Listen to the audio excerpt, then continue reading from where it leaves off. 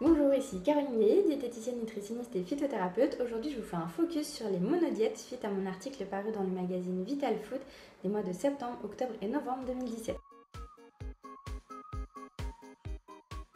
Alors une monodiète, ça consiste en quoi en fait? C'est plutôt simple, il faudra manger qu'un seul type d'aliment par jour et on fait ça pendant 1, 3 ou 7 jours.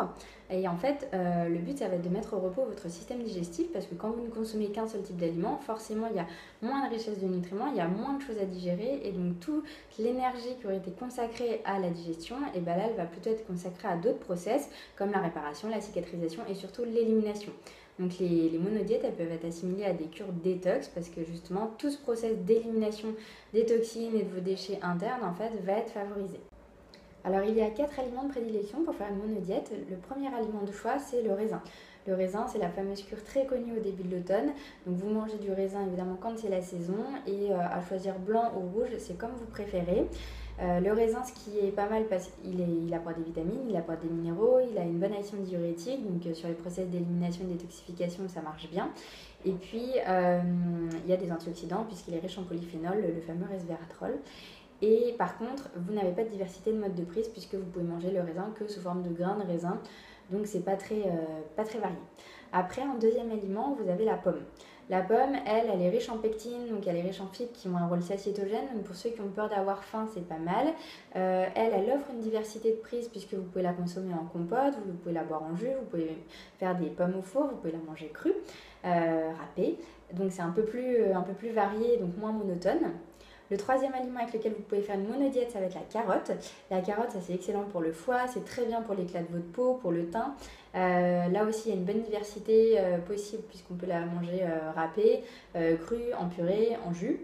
Et puis le dernier aliment qui est pas mal, surtout pour ceux qui ont peur d'avoir faim, ça va être le riz. Alors le riz, il faudra le prendre semi-complet pour justement avoir un peu plus de fibres, de vitamines et de minéraux.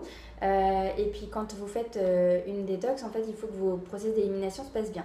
Donc il ne faut pas être constipé. Si vous faites une monodiète que de riz blanc, en fait, vous allez vous constiper.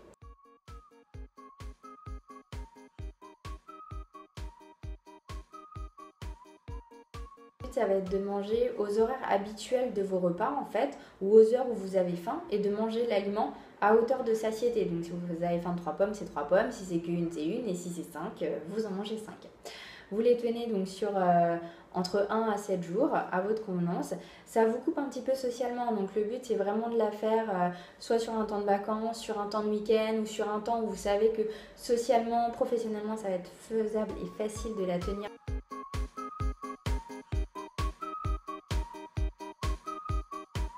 Donc qu'est-ce qu'on peut attendre des monodiètes? En fait, c'est surtout ce fameux regain de vitalité. Vous avez beaucoup plus de pêche et d'énergie en sortant d'une monodiète si elle est bien faite. Et puis vous avez un meilleur éclat du teint, un fonctionnement digestif qui va beaucoup mieux, des performances intellectuelles, une clarté mentale qui sont généralement accrues. À la fin de votre monodiète, il faudra veiller à une bonne réalimentation pour ne pas perdre tous les bienfaits que vous auront procuré la monodiète. Donc il ne s'agit pas de retourner dans les plats industriels, dans les chips, les gâteaux, les sodas, les McDo, etc. Vraiment manger sain, équilibré, varié et diversifié. Donc des bons fruits, des bons légumes, des céréales, des féculents, des protéines animales mais plutôt maigres, des bonnes matières grasses de cuisson, d'assaisonnement, donc l'huile de noix, l'huile de colza, l'huile d'olive. Et puis pas trop de dessert, pas trop de sucre raffiné, pardon, pour justement préserver tous ces bons effets sur votre vitalité, votre digestion, l'éclat de votre teint et puis votre clarté mentale. Alors quand est-ce que ça va être intéressant de faire une cure de monodiète? En fait, vous pouvez l'assimiler à une cure détox et donc à faire traditionnellement 2 fois par an à l'entrée du printemps et à l'entrée de l'automne. Vous pouvez également la faire pour remettre un petit peu les pendules à l'heure avant un régime, donc pour couper toutes vos anciennes habitudes alimentaires et justement repartir sur des nouvelles bases. C'est pas mal de commencer par 3 jours de monodiète, comme ça vous coupez vraiment tout et ce sera plus facile après de réintégrer de nouvelles bonnes habitudes alimentaires pour votre perte de poids.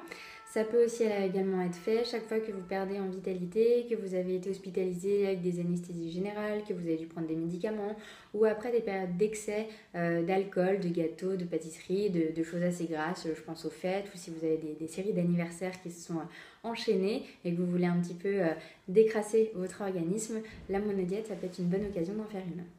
Vous pouvez avoir des effets secondaires quand vous faites une monodiète. Alors ça arrive pas chez tout le monde, hein, loin de là, mais parfois vous pouvez avoir des sensations à type de nausée, de migraines, parfois des douleurs articulaires, des goûts un peu pas bizarres dans la bouche.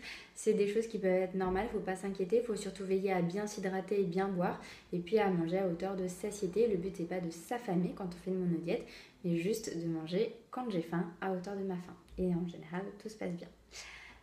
Les publics à qui les monodiètes sont contre-indiquées vont être les femmes enceintes, les enfants en croissance, les personnes âgées fragilisées, les diabétiques, les personnes qui suivent des traitements particuliers et où il faudra veiller à des apports alimentaires constants, et puis des gens qui seraient trop dénutris, trop carencés, où d'abord on veillera à ce qu'ils aient un profil nutritionnel qui soit rééquilibré avec une bonne alimentation et parfois une supplémentation sur 1 à 3 mois, et ensuite seulement cette personne pourra faire une monodiète.